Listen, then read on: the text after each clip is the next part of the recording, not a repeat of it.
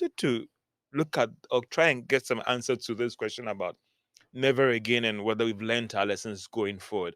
David Tetteh, I mean, again, just a quick backtrack, quick wrap about how we got here and what happened to all the borrowing. Is it that the institutions were not working or everybody was in the comfort zone at every point in time? There was a justification for some of these borrowings or what? Because I struggle.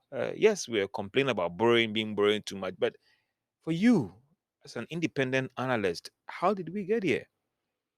Um, George, I think we can spend a full day Yeah, discussing let's do about a 2 minutes wrap on the the how we problems got of here. how we got here. Look, we have been borrowing and borrowing ourselves out of our debts, But which where, is where not did the possible. borrowing go? Because if it went into certain investment, they should be paying for itself. Even if people consume the chop, it should impact on the GDP numbers. It should impact on people's livelihood. If I look at the GDP numbers, I don't see if we even use the consumption approach, it's impacting on the numbers. So it is quite clear. Usually, for to stimulate GDP growth, Yeah, one of the tools you use is government expenditure, yeah, and you'd expect that the government can spend to kickstart growth in the yeah. economy. Now, that multiplier is very, very low in Ghana.